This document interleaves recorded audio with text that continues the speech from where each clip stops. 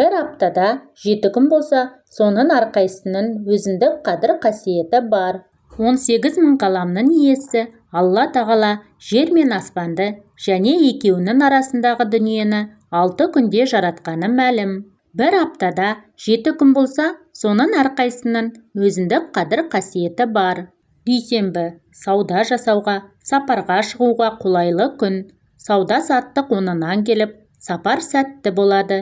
Пайғамбарымызға Жебірейіл періште арқылы Алладан алғаш хабар келген күн де осы күн.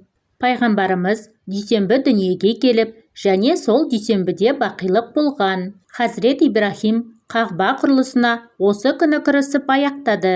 Жаңа құрылыс бастағанның ісі онынан келіп, жолы болды.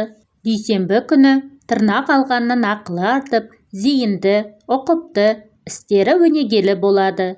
Сейсенбіде Хауа ана қайыс қанын көрген, Қабыл бауыры Әбілді қанға бөктірген.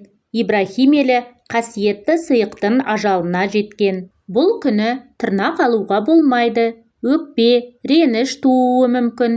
Сәтсіздіктердің сабақтасып кетуі де ғажап емес. Сахабалар Алланың елшісінен бұл қандай күн деп сұрағанда, қанды күн деп жауап бергені сондықтан. Сәрсенбі дұшпанға қарғыс тиген күн. Алланың елшісі мұны нахас күн деп атаған. Өте сәтті күн саналып, жолға шығуға, жаңа істерді қолға алуға болады.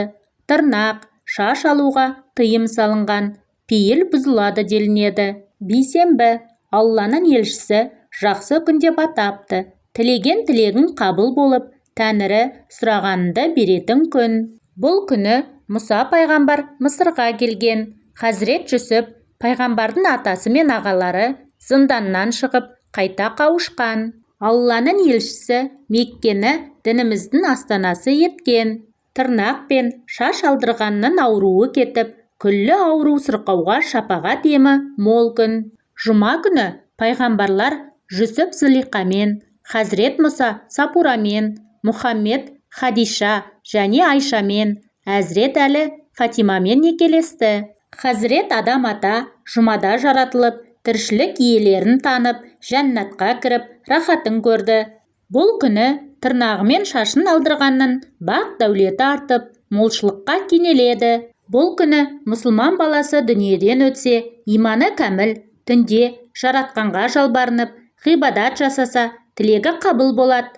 Жұма күні аруақтарға Құран бағыштап, садақа жасау сауап. Сенбі сейіл күні 6 пайғамбарымыз Нұх, Салық, Жүсіп, Мұса, Иса және Мұхаммед аңшылыққа шығып, сейіл серуен құрған. Тілегі бір, мақсат мүддесі ортақ жандардың бас қосып, емін еркін бой жазатын күн. Тырнақ алуға болмайды, жарақат алуы мүмкін. Басқа нендей іске сәттілік тілесе де, талабы онынан, жұмысы алға басады. Жексенбі күні басталған құрылыс тез әрі сапалы бітеді.